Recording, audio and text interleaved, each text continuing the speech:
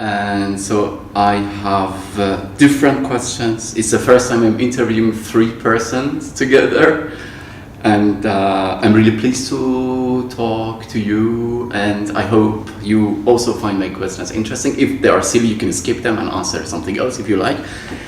Some of the questions are actually not questions, there are some comments, and then you can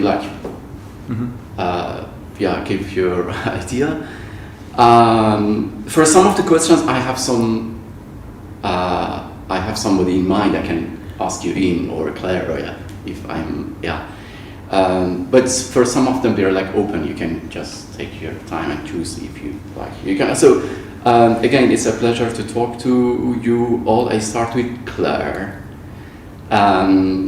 You came from the US today or yesterday? I think. Yesterday. Yesterday. Yeah. Okay. I'm fine. All right. Okay.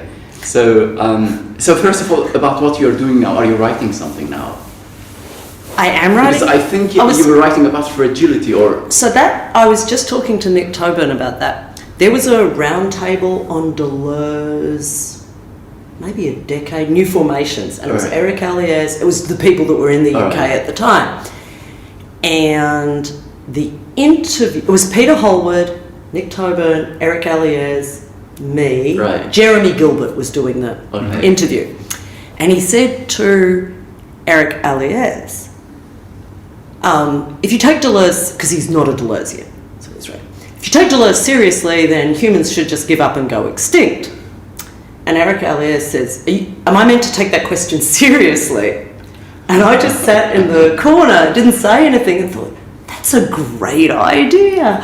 So since then, for the last decade, I've been looking at extinction, and that book is supposedly coming. It's been coming out for like 10 years. It exists. But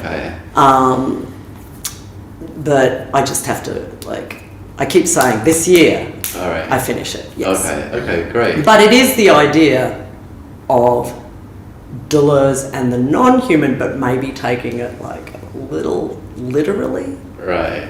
Which is very interesting, but I mean, it's also relevant to some of the questions I'm going to pose. Great. It's like seriousness of the laws and so on. How about you? Are you writing something?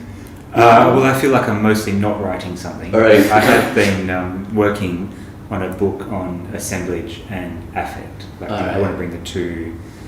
I think there's sort of 2 offshoots of Deleuze and Guattari's work that have gone off and become orphans, so assemblage theory and affect theory. And I suppose I'm trying to bring them back together and sort of say they should never have been separated. Okay, and I think that talk yesterday was also a part of that. Yeah, that's one of the chapters that I'm kind of prepared to think might be finished. But yeah, there's several others that are in greater states of unfinishedness. Okay. Like the incomplete... Well, the incomplete project, that book is finished. It's finished. But the project, it remains incomplete. And I feel fairly sure I will die with it incomplete. Okay. How about you, George? Are you, I read some stuff from you, they're more on Hegel and, like history, Hegel, war, Are you writing something or? Currently, no. The past 6 months I've been writing emails and so now I'm waiting for this. But are you teaching here? No, I'm not teaching. I'm a research associate at the Institute of Philosophy and Social Theory. We don't teach there, and so no teaching. Okay. It's wonderful. Thank you very much for the hospitality here. I mean, wonderful people. Yeah. So I'm going to start with the first question, Claire, if I'm allowed. So I'm quoting Foucault. The traps of Anti-Oedipus are those of humour. So many invitations to let oneself be put out, to take one's leave of the text and slam the door shut. End of the quote. It's like the preface of Anti-Oedipus, from Michel Foucault. You have written extensively on topics such as irony, ethics, meaning of life, etc. I mean, meaning of life was really brilliant. All of them are brilliant. I read them. I was in Iran, I think. When was it published? A while ago. I think, I was still in Iran, like perhaps 20 years ago. I don't know. I really loved it. Deleuze ethics focuses on concepts such as becoming, difference, creativity, and creation of new possibilities. It emphasizes the rejection of fixed identities and hierarchical structures in favor of fluid and transformative processes. So my question, It's a very general question, I know. What is the role of humour in Deleuze ethics? Jeez. Yeah. Because I didn't see that was where the question was going. Like, I thought you were going to ask about becoming, and I'm like, yeah, people totally got that one wrong. No, that's so easy. You know, like, people really misuse that notion. Humour. So... Because actually you've written on irony, ironically. Right, even though in its difference and repetition, that it's to prefer the depths of humour as opposed to the heights of irony. And partly I don't think it, and I know there's work done on Deleuze and humour, right, where I didn't take it because I was interested in irony, right, so I didn't take it, but if I were interested in Deleuze, right, on humour and irony, the way I read it is this criticism of the philosopher of judgment, right? Like, my job here is to correct lazy thinking and clean things up, right? That's irony. So if I repeat something, like if everyone's being like narrow-minded and I repeat it, that's look how narrow-minded. Right. I just simply have to repeat what's there to show how impoverished it is, right? And you could think of that as academia and philosophy, like look at all these idiots, and I tend to do that a bit myself, right? And because that's the game we play, right? Whereas I take it, this is like the depths of humour is not to be outside the field and watch how stupid everyone is, but to look at the stupidity right, that we're all immersed in, right, that I can't sort of just simply step outside because I'm the clean and hygienic thinker that's going to tidy things up, even though that's what I do, right? I think for Deleuze, it's to see stupidity as more like distributed, not as easy to escape, right? That you can't just point out someone's stupidity, that you got to confront your inner stupidity, right? Like look at the places where we're not thinking. And why is that humour? Because humour is, when you think about it, not simply parody, repeat, satire, but pick up something and like deform it and mess with it and flip it over. Okay, wonderful.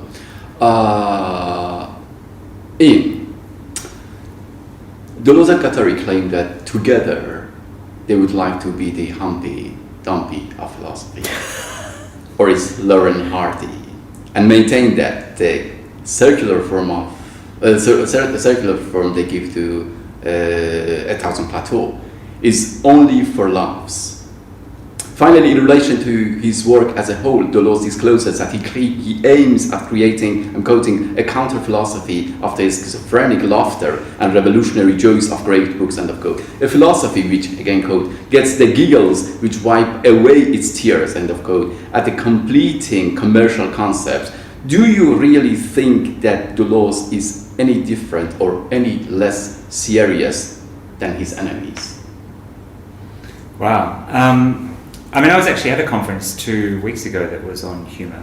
It was in South Africa, and the theme of the conference was the power of humour. And it was quite interested in the way by which wasn't it by Lydia Amir? Yeah, she was there. She was one of the speakers. Right. And it was about sort of the way by which people have responded to the unfolding catastrophe of South Africa in a humorous way and as a response. So I guess, for me, the framework of that conference is a way of thinking about this question.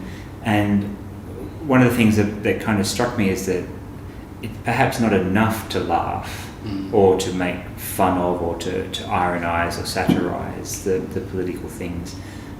Like in Australia, right, we had a Prime Minister who you didn't even need to write satire, it was self-satirizing.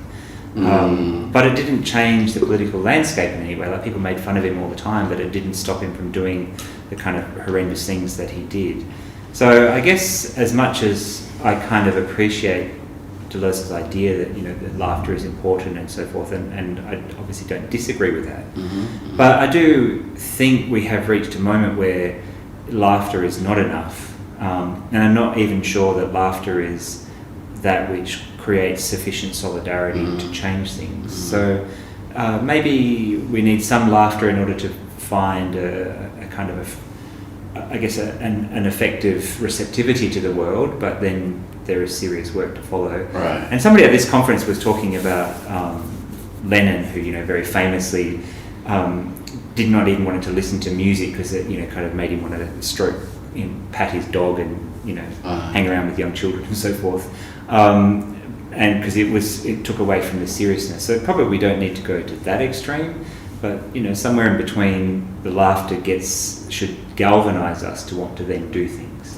Definitely. Okay, thank you. George, I mean, a famous Hegelian scholar, Mark Roach, the writer of Hegel's theory of comedy, says that, I'm quoting him, the greatest strength of Hegel's discussion of comedy is his insight into subjectivity and particularity as a distinguishing features of the genre.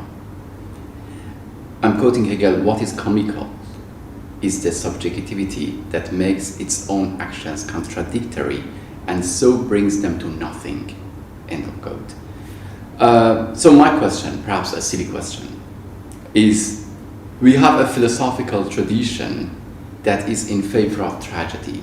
I mean, from the classic, a little worn out Umberto Eco, we have this like idea that the second volume of Aristotle is lost, we don't have yet, so everything is founded on tragedy, not comedy.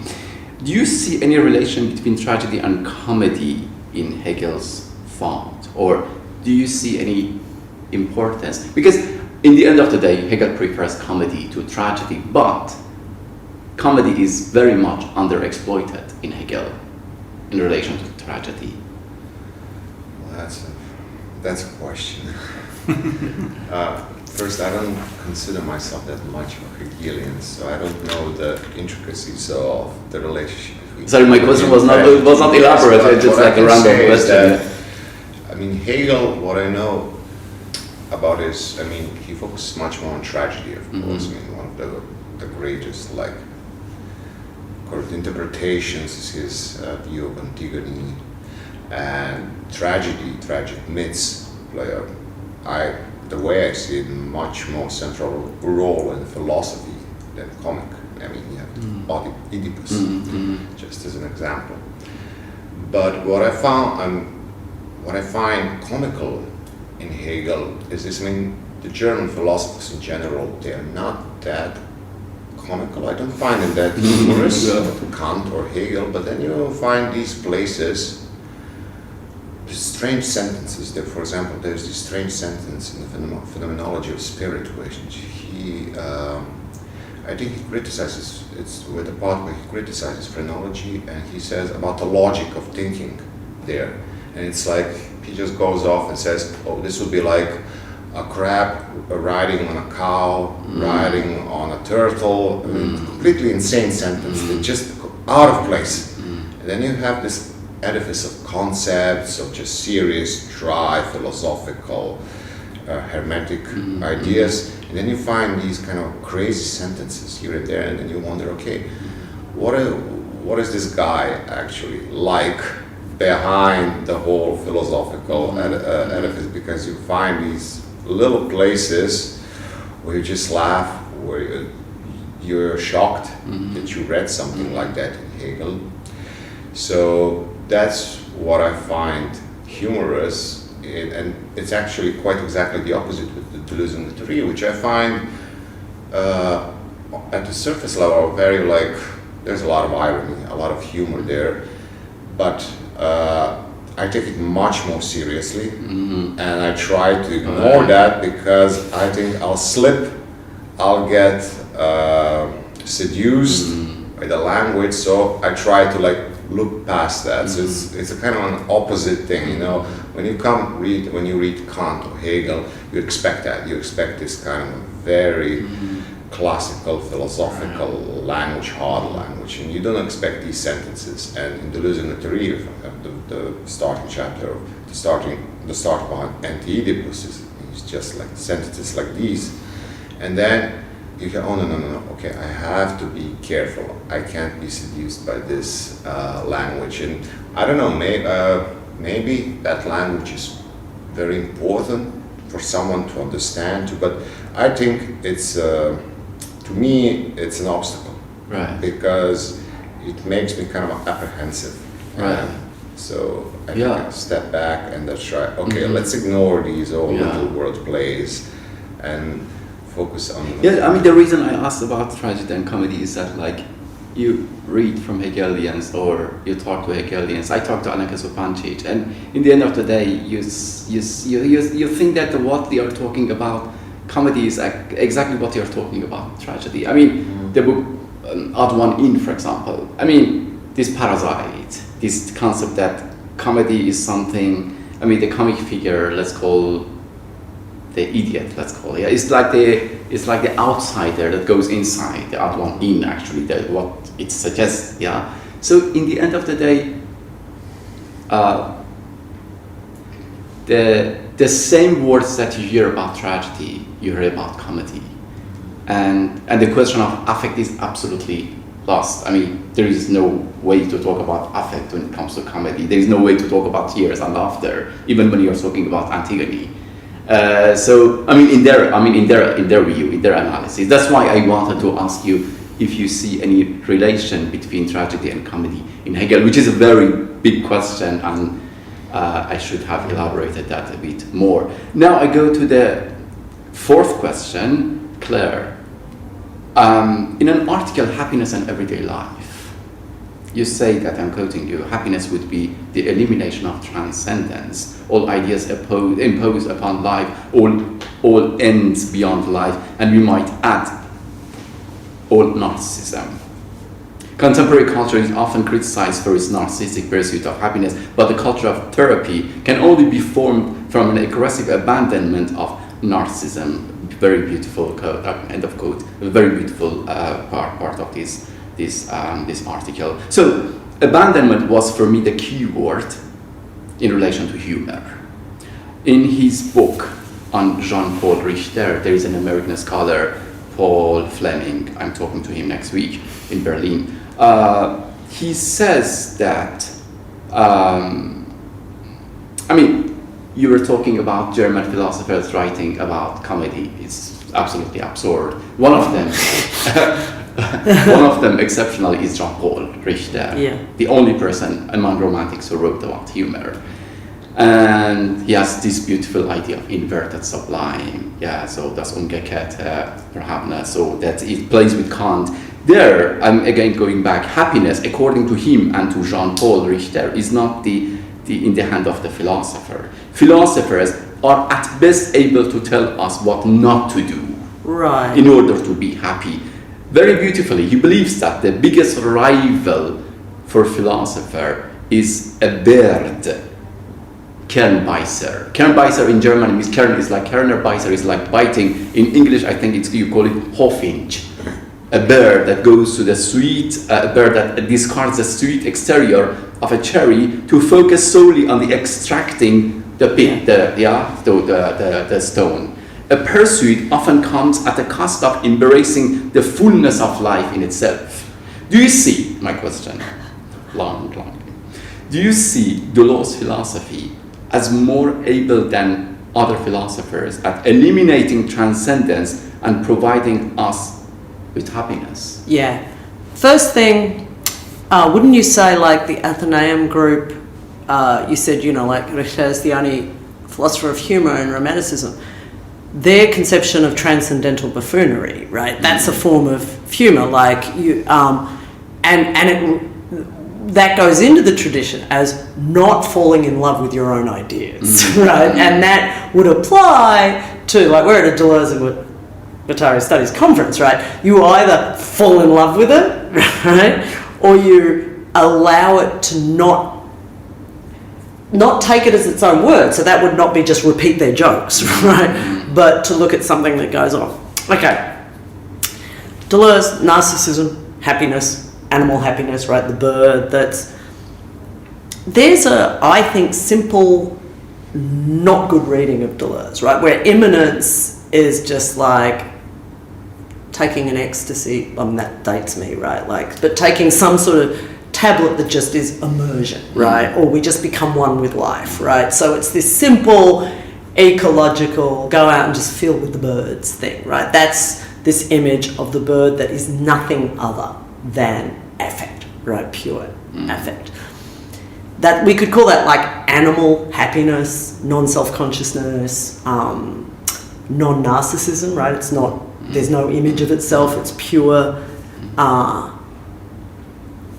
the taste, right, without any self-consciousness, right? Like an anti-self-consciousness. Ian might disagree with me here. I'm going to bet a lot that that's not going on in Deleuze, right? It's not become like the bird that just is sucking on the cherry, right? It's, if you are doing philosophy and you look at the bird, right, what comes out of the other, like what does philosophy, what happens to philosophy or thinking or art or creativity, right, when it's not attached to an image of itself, right? But when it can look at these moments of, I could say pure affect, but that, then you would like want to. But let's just say animal happiness, right? Oblivion, anti-self-conscious. There's a long tradition of. I mean, that's what Hegel's attacking in Romanticism, right? All the Romantics want is to return to this state of like nirvana, which is, you know, and he's got very racist ideas of that being like some sort of Buddhist state, right? I bet you, like a careful reading of Deleuze and Guattari is, no, you're not replicating that, right? It's not about, let's just, it's not what comes now called new materialism, which is, let's just enjoy, right? Let's just enjoy stuff, right? Where it's, you have to accept that we're not that bird, right? Humans have a different, you've argued this, right? Like, accept that human is a different stratification, right? You're not a friggin' bird, right? You look at the bird, right? And you take philosophy seriously, not as being in love with the image of the philosopher as the thinker, right? But the thinker that has abandoned that image of themselves, and so and taken those moments of animal being seriously. Right. So happiness would not be just be what does Nietzsche say? A cow dancing about a field, right? Which shows that Nietzsche's never looked at a cow because they don't prance around a field. You're not the cow, but you're not Hegel, right? Like okay, I'm looking at animal being and humanizing myself as the negation of that. The idea is, what would philosophy be that took that seriously and created a form of thinking, but then you'd maybe want to start having a different vocabulary that wasn't quite that. And so, one last thing I'd say. Deleuze, I would say, is in that sense, a non-tragic philosopher. Because like the tragic philosopher is like someone like Sartre or Derrida, right, where you're captured within your concepts and all you can do is wrestle with them, right, but you can never get. And Deleuze is he's not tragic, right? It's not this tragic separation of the world where there's this thing called the human condition, right? It's not tragic, but comic is also not being the animal itself. Right. I see. Okay, great.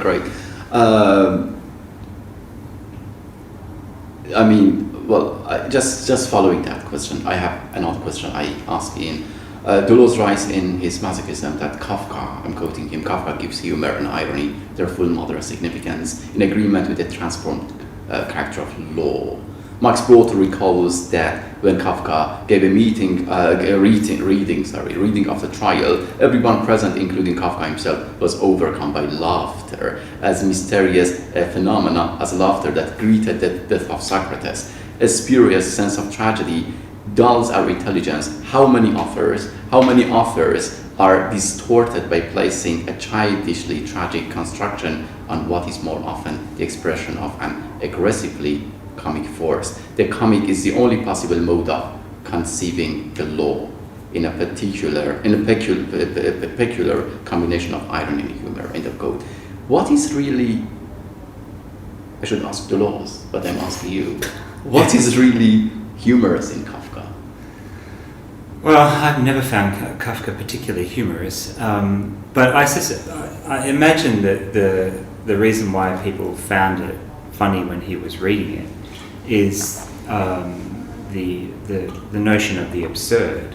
I think Australians particularly love absurd humour, and the Australian sense of humour is very focused on absurdity, but I think it's absurdity as the kind of close cousin of irony, right? Like, Australian politics is often absurd, and often you want to, or you find it impossible not to see the irony within what people are trying to say. I think that the way by which the COVID was responded to by people who then became anti-vaxxers, there was kind of, often I found a sort of an absurdity or an irony in a lot of their positions. Yesterday I was having a conversation with the Australian ambassador to Serbia, and we were sort of asking him about the highlights of his job, as it were. And one of the key highlights for the embassy was when Novak Djokovic was refused entry into Australia, and that was kind of obviously a difficult moment to be the Australian ambassador in Serbia. Everybody was knocking on his door saying what's going on. And like what I was saying in response to that was what was really kind of ironic in Australia is that the anti-vaxxers came out in big support for Djokovic, saying, he should be let in. But these same people were kind of vociferously anti-immigrant, don't let anybody in, full stop. And so they had this completely contradictory response to this particular situation. And so very often I find myself thinking politics, you don't even have to satirise it. Like, it is self-satirising. And so it's not, like, irony no longer seems to be the right word. Like, yes, it's ironic, but it's only ironic because it's absolutely incoherent, but it's not incoherent to the people who are espousing it or experiencing it or wanting to kind of proclaim it. And so one of the things that I've been trying to think about as a way to rethink the notion of the abstract machine is that the abstract machine can, I think, and should be understood as what would you need to presuppose for that not to be ironic, for it not to be absurd, for it not to be incoherent, for the people who firmly believe that what they're doing is not ironic, absurd, or incoherent. And for me, that helps me to think about how the abstract machine then becomes a very useful concept for trying to interrogate political situations. Because very often you kind of goes to what Claire was saying, you look at that situation, you think these people are just idiots. But I mean, that's not really an analysis. Like, it's a judgment for sure, but it's not an analysis, and it doesn't help you to understand how they arrived at that position. So I have found that it's a useful way of kind of turning my own thinking around in such a way that it helps me to be analytic. Right. I mean, I don't stop being judgmental. I still think they're idiots, but that doesn't help me to understand how they got to be that way, and it doesn't help us to understand how we might kind of turn the dial a little bit and move them into a different direction.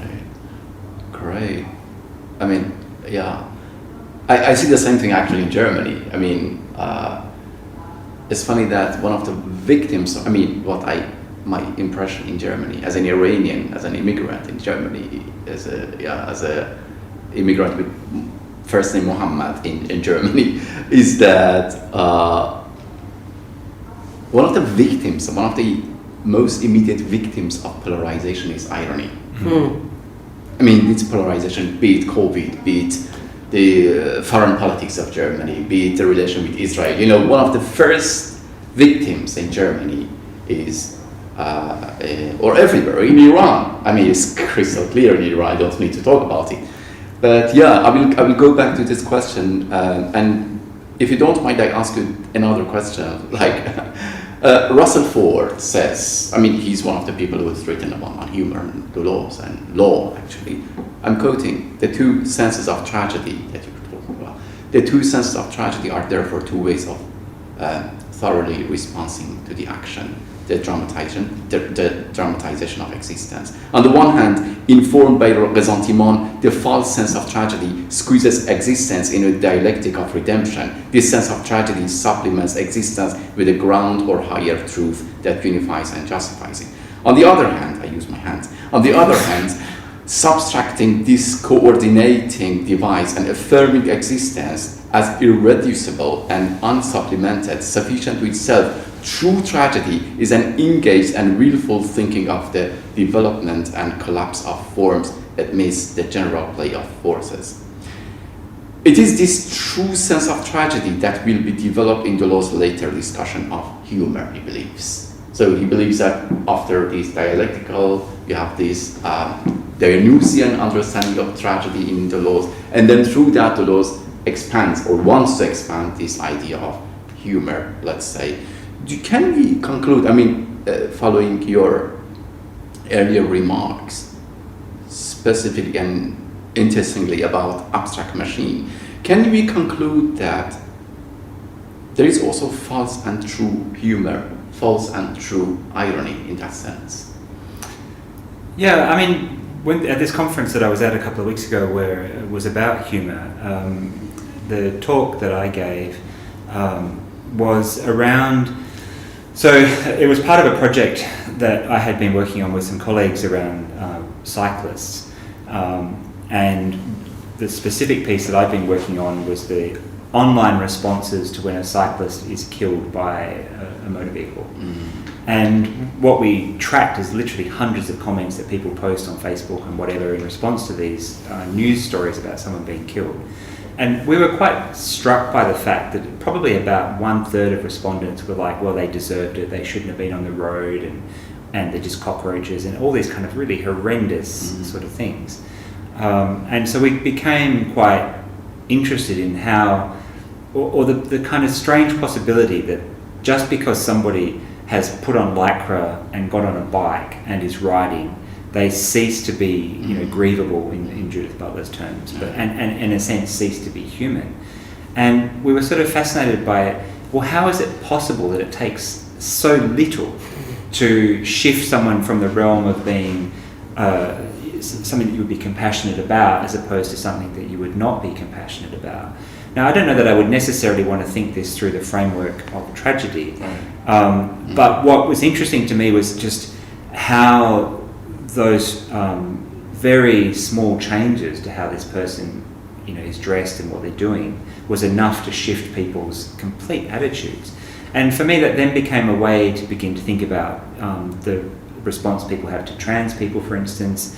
Like, at the end of the day, what does it matter what somebody is wearing? Like, who cares? Like, if that's how they want to dress, that's how they want to be, then so be it. And why would we have a problem? Why would it be incitement to violence simply because somebody is dressed in a way that you don't think of as being how they should dress? And so this was then sort of the pathway to the talk that I gave at this conference. Was somebody had posted a meme on Facebook, sort of a not direct relative but a friend of a friend sort of thing, that was about straight pride. And I was like, this is a really uncool thing to post. How could you possibly be posting that? And they said to me, well, I have gay friends, and they said they were not offended. And I was like, well, it doesn't matter. Like, it's still stupid, it's still offensive, and so on and so forth. And then their further response was, well, you just don't know how to take a joke. And so I became quite interested in the way by which this idea that you should be able to just take a joke, it should inoculate you towards any possible offence, and it should therefore be possible for me to say whatever offensive thing I like because it is just a joke. And this is kind of a long non-answer to your question, but in a way what I would say is that I think that these frameworks of the comic and the tragic and so on, these are all in a way like Jameson's idea of the sort of strategic containment, that we contain discourses by allowing them or reformulating them into forms. And that I think that the kind of the further move of Deleuze's work would be to break down those forms and to ask why they exist and what function do they have within the social setting, and to see that they perform a very particular kind of work. Interesting, thank you. Claire, I have another question. In nomad thought, we have from Deleuze, we have that, I'm quoting, laughter and not, I'm talking all the time about laughter, it's a tragic interview, sorry.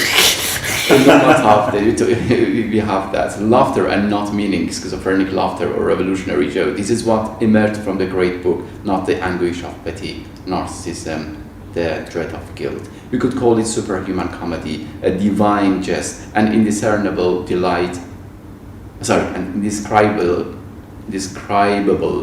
delight always springs forth from the great books, even when they present things that are ugly, desperate, or terrifying. As it is, all great books bring about a transmutation. They give tomorrow's health. One cannot help but laugh when the quotes are confounded. But it is not, isn't it already narcissistic to count oneself as part of the minority of superhuman? Something that is very common in many post-structural Nietzscheans. I mean, I was talking to Brassier recently on Nietzsche, and I mean, if you agree or not with all his philosophy, there is an interesting point he mentions, is that he highlights an important, I mean, for me that was an important point, that almost no Nietzschean consider himself or herself as a lost man. Rather, they think of themselves as supermen. Yeah. Sure. There's a lot going on there. Just picking up on this, maybe picking up on the question you asked Ian and his response, like, is there good and bad humour, right? You could have good and bad humour as in, I like it, I don't like it, you know, like that. And I was like, the humour that would...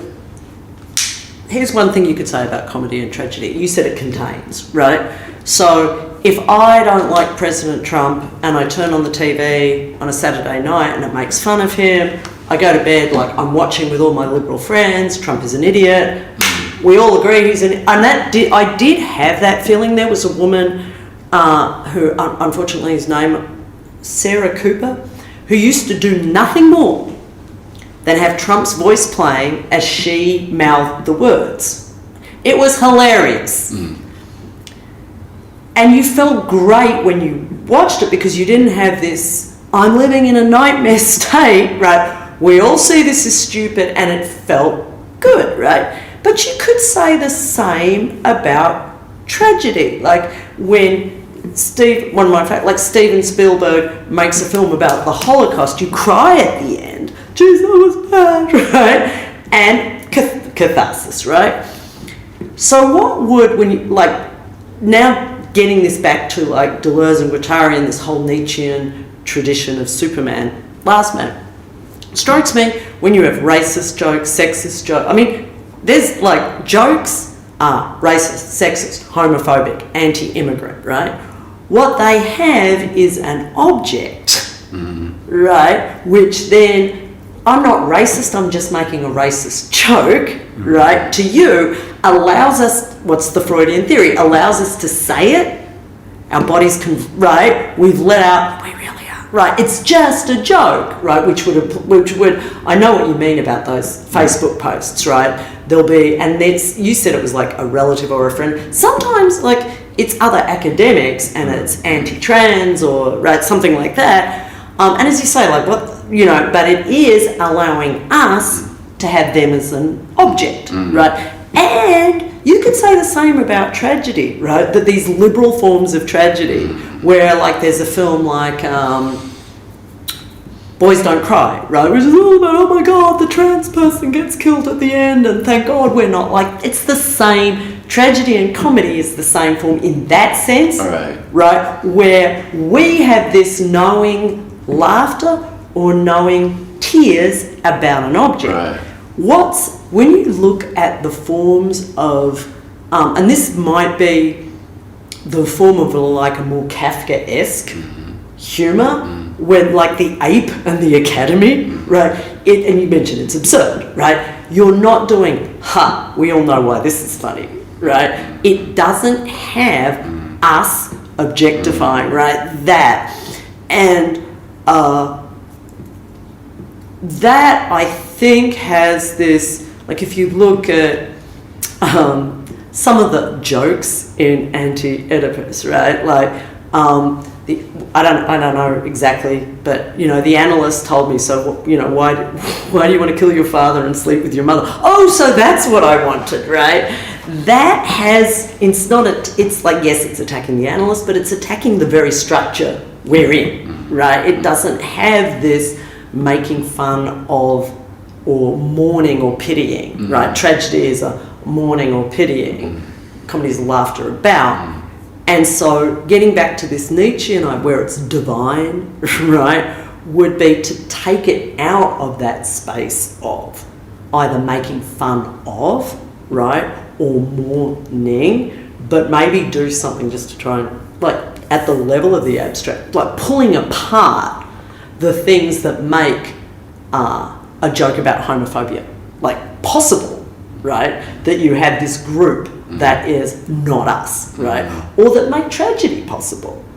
Because if you look at like there's an entire genre of films in the US about, there were times when we had slavery and that's really sad, but thank God, like, I cry because that's not us now, right? That has this function. It's the same abstract machine as right, like slavery, like we're the good white people. Right, so I would say the divine in that is a form of, it's not us, right? It has to somehow destroy that. I mean, it's simple to say subject object, but that's what, like, didn't Jerry Alain Fleger wrote a book about like the eatable nature of most jokes, right? Like one of the first Deleuzians out there was, right, there's an eatable structure to the joke, which is the objectification, right? And there'd be a Deleuzean joke which would not have that. Here's us joking about that. Yeah, exactly. It's I thought that I have a kind of more developed version of a question I had in my mind written here, but I can't find it. I find it very interesting what you say. I mean, anti-Semitism is still a big issue in Germany. For sure, yeah. But the way they are dealing with that is that it's something of the past. And because if it is something of the present, they have to talk about Palestine. And it's impossible. So it's very interesting. I had a quote. I'm just trying to remember her name. She has to excuse me, but she says that, I mean, in that case, like, talking about tragedy and comedy, it's the same thing, the same mechanism as you said. I mean, yeah, it's not us, it's something else. She says that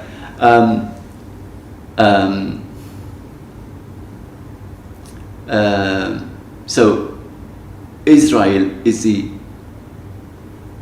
happy ending of Holocaust for the Germans. Yeah. So in the sense that it is something of the past, and we are doing our best to take distance from that. I mean, with our museums, with our archives in Berlin, here and there.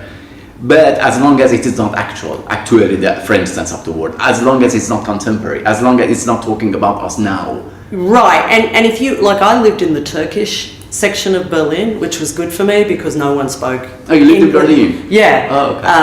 Hermannplatz. Oh, yeah. And so, not the academic, when I would go to the gym, the way Germans would speak about Turkish people, I'm like, it's like when you say, like, if it's now beyond satire, because actually all you would need to do is film Germans talking about Turkish people at the same time as they are so sanctimonious about having, like, the whole, and they are, on that level, they are the most self-policing people in terms of anti-Semitism, But that allows for like not recognizing the replication of the structure, right? When it comes to, for me, it was just because I was living in the Turkish area, and when I would go to the university, which was, you know, in the Freie Universität, right?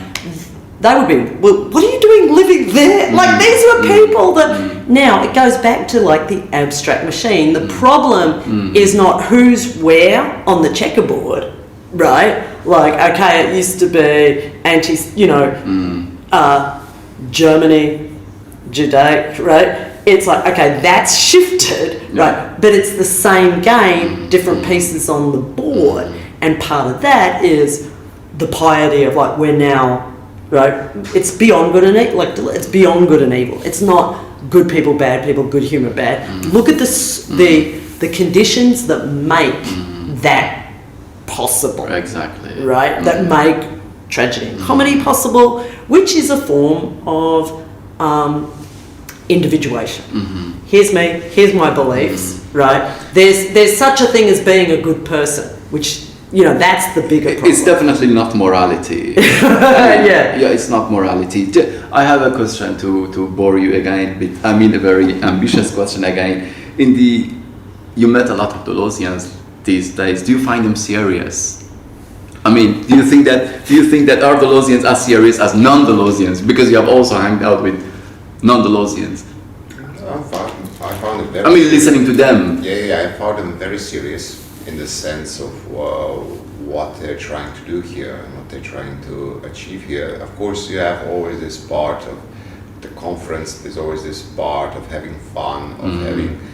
But I've been in contact with these people who came here for a long time, like the last 6 months, and I've got to know them a bit, and we've had all came through a lot of issues together, a lot of problems that we have to solve, that we have to deal with. So when they finally arrived here, when they were finally present here, that was kind of for me an achievement. And seeing their reaction there, being thankful for all the assistance, for everything that transpired in the last couple of months, it kind of made it, the whole event took on a level of seriousness for me. And it is, I know people are having fun, I know I'm also having fun every night, but it is a serious event for me, and I find all the people who are here, and knowing what some of them had to go through to come here, I take as a very serious undertaking. Now, as persons, they're all a lot of them find that's the other side, because over the emails you're more formal, there's more distance, and then in like 20 minutes here, getting to know someone in person, all of that just kind of goes away, and all the seriousness goes away. So that's the other side. That's also what happened to me when I met you. Yes, like, exactly. Your face, you know, like, that was also one big part of this whole thing. All this formal, which I myself built in a way, this kind of formal, distant way of communicating, as I don't know the people. So when they came here, when I met them in person, all that seriousness went away. But the conference itself, the event itself, and their interest in this topic, in these subjects, that is thank you. I have another question. It's humorous scholar Chris Kramer. He has a book, Subversive Humor. He says that there are, I'm quoting him, there are relatively clear legal remedies to overt oppression, but this is not the case with covert. I don't know if you say covert or covert in English. Covert oppression, my Iranian English. Covert oppression, where the psychological harms and resulting legal and economic exclusions are every bit as real, but caused by concealed mechanisms subtly and systematically employed. End of quote. Can we agree on this? That humor is a weapon against things that we can't really fight legally. Yeah, I mean, I think that yes. I mean, you experience everyday racism. I think that the answer to that is yes. Okay.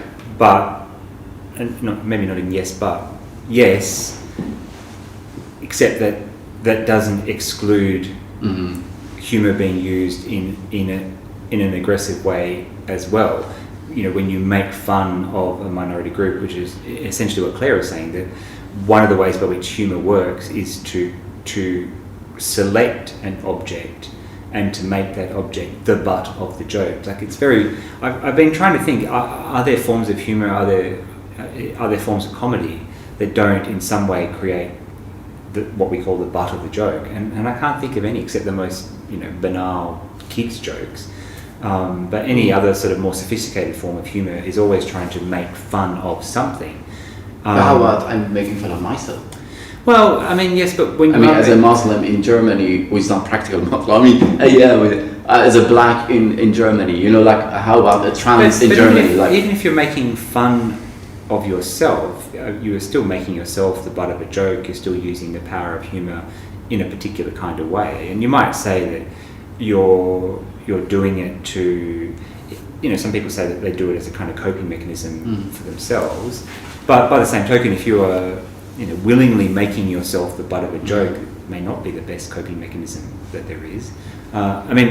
Australian humour is founded on self-effacing forms of jokes, but that whole idea of self-effacing within Australian culture is around making sure that you don't present yourself as being somehow superior to somebody else. And so that, within Australian culture, they also talk about what they call the tall poppy syndrome, which is that if somebody seems like they're making too much of themselves, they should be kind of cut down. So this sort of, the self-effacing goes with the sort of demand that you be more egalitarian in how you present yourself. And these things are not absolutes, and there are all kinds of exceptions to it, but it's one of the ways by which Australia talks about itself.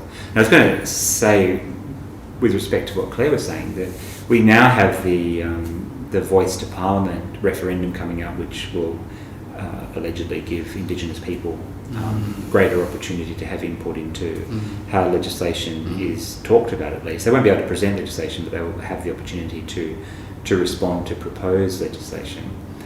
But I have always thought of it, and many Indigenous groups in Australia kind of think this way as well, that it is fundamentally an instance of what Jameson referred to as a symbolic solution to a real problem. And I would go a bit further than that and say Australians are multicultural with regards to every race except the Indigenous people, for whom they reserve a special kind of racism, which they don't think of themselves as being racist because they think they present the Indigenous people as being the recipients of far more than they're entitled to, and the colonisation and invasion of Australia was more than 200 years ago, so they should all just get over it. So that this, for me, I'm finding, like, I love satire, I love absurd humour and so forth, but when I start to put it into a political framework, I become quite anxious about it, because it seems to me that it's not necessarily doing the political work that we would want it to do if we were trying to move towards a more progressive society. All right, okay.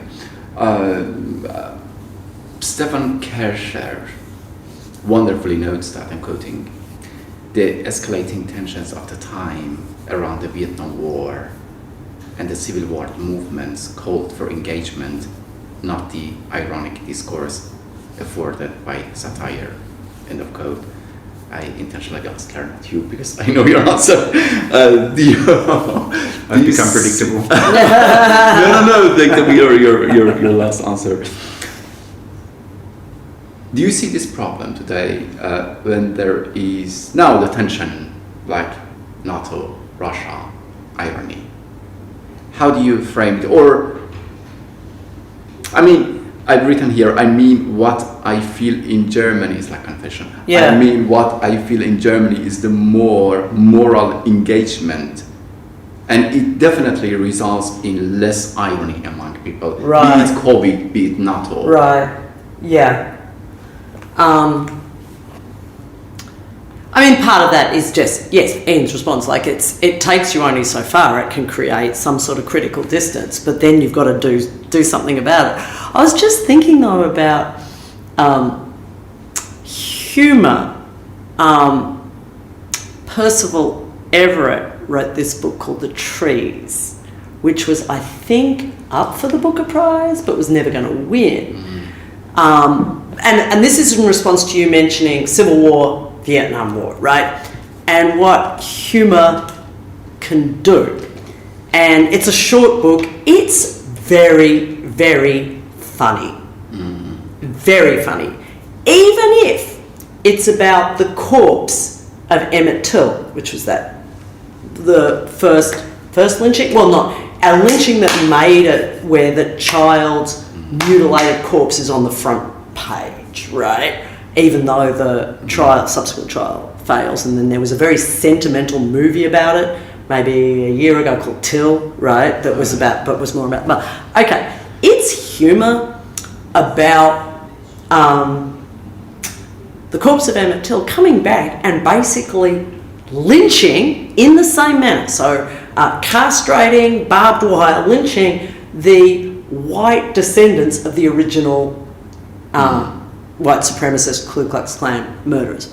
Okay, it's a form of humour that has, you said every humour has, it makes fun of white supremacists, right? But the thing is, you're only going to find that funny, right, if...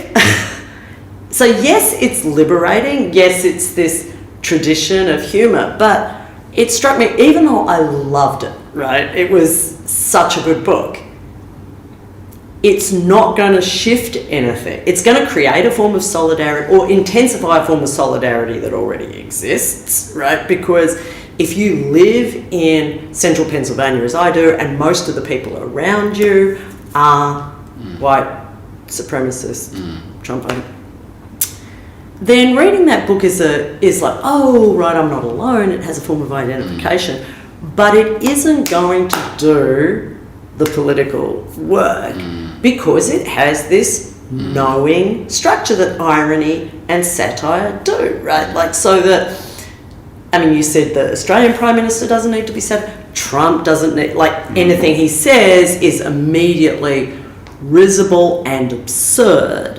But that intensifies the solidarities that already exist, right? So I think, you know, one of the things you could say, like when Deleuze and Guattari were writing, they didn't have a neoliberal media complex where it doesn't really matter what you say or what you're laughing about, because we're going to market to all tastes, and we're going to market this book that's going to make fun of white supremacists. At the same time, same network, right? We're going to market something that appeals to white sentimentality.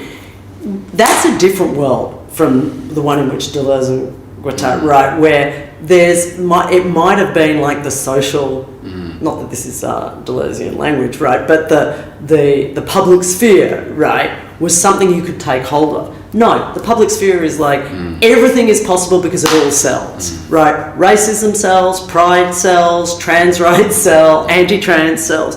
So it's no longer who's fighting it out over what's sayable and unsayable. We're in a different world, right?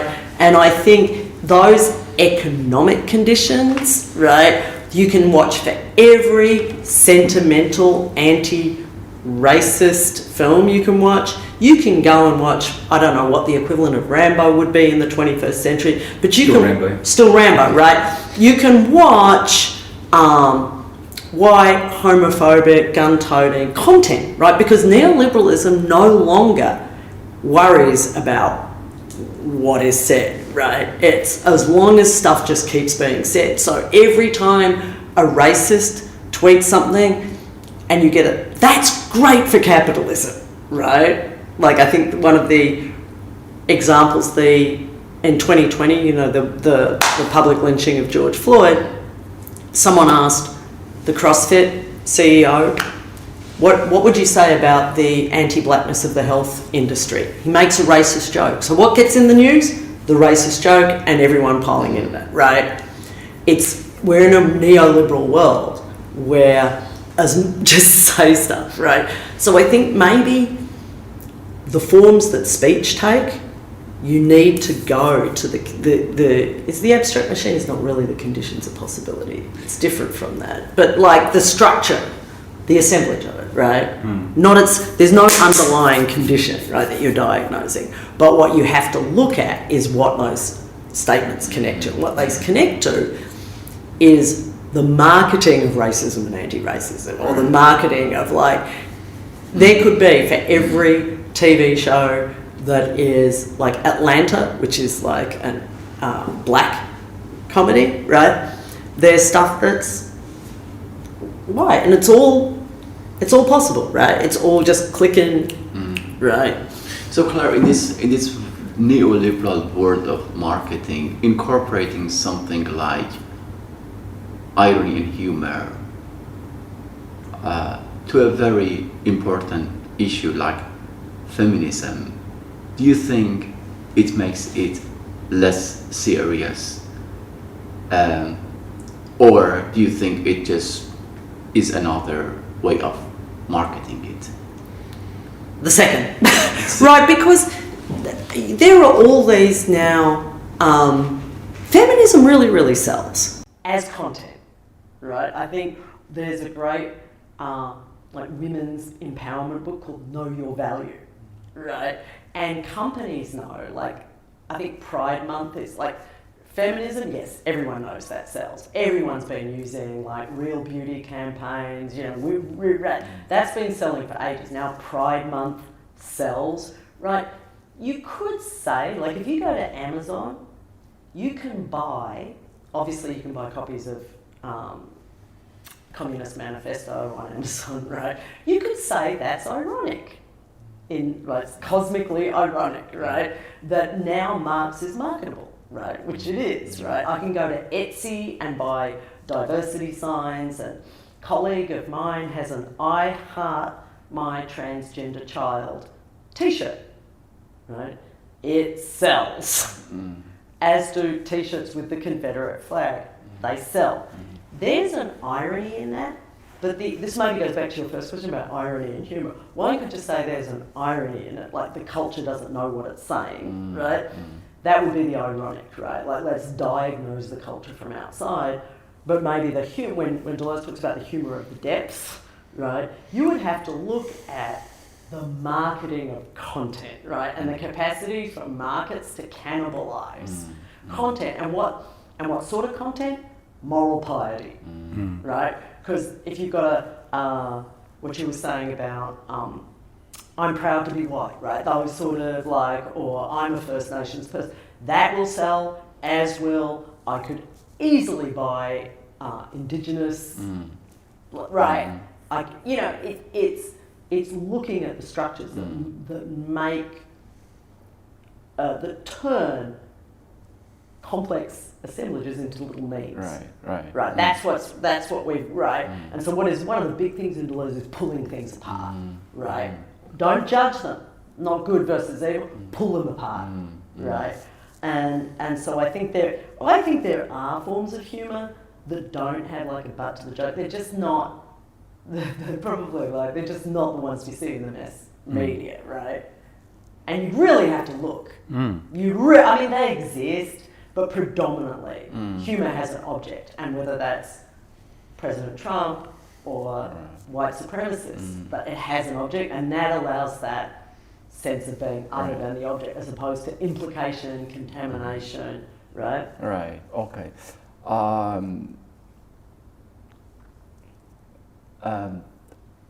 There is a fantastic book, I read parts of that in German from Brecht. It's called Flüchtlingsgespräch, it's like a refugee talk. So a part of the book happens in Denmark. It's called Denmark or Humour. It's a very funny title. It's about the Hegelian dialectics. I mean, Brecht claims that it is about Hegelian dialectics. Although it is hard to separate serious from the joke in this book, it's Brecht. There is a part, I read it from that, from that book. I mean, it's written in 1940s, very important. Deal with the everyday life of those expelled from Germany, represented by the intellectual Ziffel. There is a character is called Ziffel, and there is another character called Kalle. They are in a Bahnhof, they are in the train station, they are talking. So German troops have occupied Denmark and Norway and are advancing in France. And their own situation in a cafe in Helsinki, they are talking. And so the main topic of the book actually is the passport is the man's most precious organ. Now a part of the book I read, and you tell me if it is serious or it is like fun. So are they really being serious? As Ziffel tells Kalle, he has them talking about, Ziffel is the intellectual person, introduces Hegel to his friend. He says that, haven't you read Hegel? He says, no, who is Hegel? He says he has the makings of one of the greatest humorists among the philosophers, like only Socrates. Otherwise, they had a similar method. He had such a sense of humor that he couldn't think, for example, of order without thinking of disorder. It was clear to him that directly in the vicinity of the greatest order, the greatest disorder resides. He went so far that he even said, at one and in the same place. The cowardice of the brave together with the bravery of the cowardice occupied him. Altogether, that everything contradicts itself, and especially volatility, you understand that everything goes along peacefully and calmly as suddenly the explosion comes. His concepts, Hegel's concepts, have always been rocking on a chair, which at first makes a particularly comfortable impression until it falls over. I once read his book, The Great Logic, when I had rheumatism and I couldn't move. It is one of the greatest humoristic works of world literature. Do you think it is Brecht who had humor or Hegel here? I think he's right about Hegel. I find it very funny actually when we talk about humor that we're having this interview. Have two prominent Deleuze here. There's this random Hegelian, labeled as a Hegelian, who's like constantly getting questions about Hegel. So I find that humorous. But coming back to Hegel and about the dialectic, I think I had at one point this image in my mind. There's this scene, I don't know if you watched the movie, this is Spinal Tap. And they get lost in this, they're about to go out and have a concert on the stage. And they get lost through this labyrinth in the back, and they always end up at a starting place. So a guy tells them, go there, go there, go there. They try to find the path to the stage, they just come to the starting place. They try again, they come to the starting place. So I sometimes, when I read Hegel, I have this sense that there's this always conceptual labyrinth, but you always get back to the starting place. Of course, now in Hegel there's this whole idea of development, of enrichment, there's of course this philosophical part that you have as a philosopher take seriously, but as a reader at the back of your mind, I always have this scene of being lost in a labyrinth. And to be true, there is a part of me that's, I have a same impression with Deleuze and Guattari. You always come back in a sense of that I try to make progress, and then I think I have made progress, but then suddenly I try to apply that, I try to develop it further, and suddenly I have a feeling I'm again at the starting place, and I have to start all over again. And it's this conceptual labyrinth that you just have to start all over again, all over again, all over again. And this scene from Spinal Tap is really something which so strongly resonates with whether reading Hegel or Deleuze and Guattari. So yes, I find an engagement with this literature to be very, very humorous. Okay, thank you. I have two questions left. I think one camera stopped working. So I had two questions. One, Claire, It's actually no question. It's just like reading something from Bronislaw Dzerzhinsky. Oh, yeah. He has argued that, I'm quoting him, environmental politics has been dominated by a moral earnestness that has gone hand in hand with its overestimation of the epistemic power of science, and by a neglect of the way that meanings and values about nature are not just socially situated and partial, but also shot through with ironies and aporias. Yeah. End of quote. Right. I'll try and go quickly because the cameras are turning off. I mean... You still have two cameras. Yeah, no.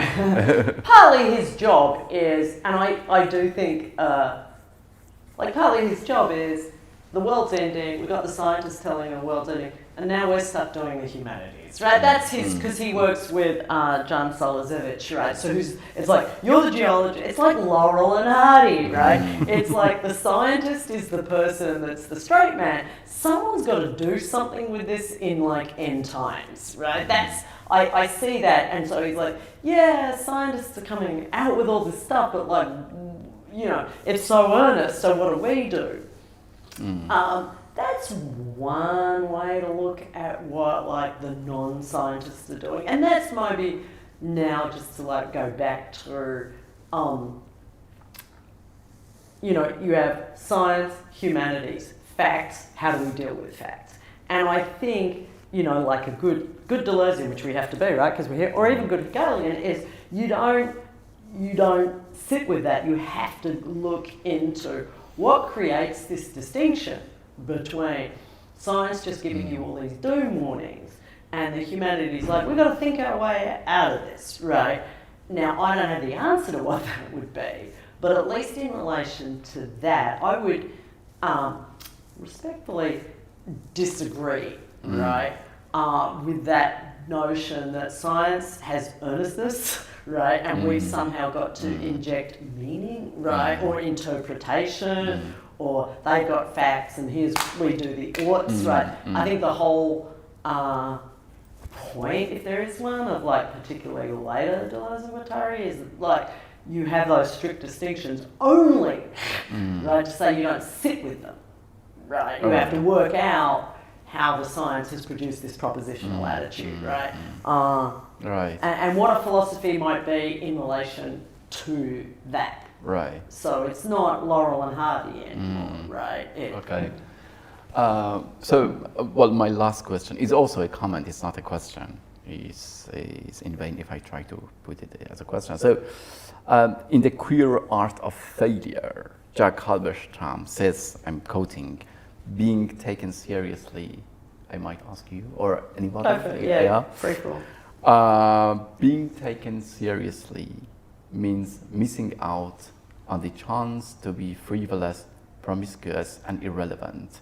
The desire to be taken seriously is precisely what compels people, talking about compulsion, compels people to follow the tried and true paths of knowledge production around which I would like to map a few detours. He's in the introduction of the book. What do you think of such comments on seriousness, Ernsthaftigkeit?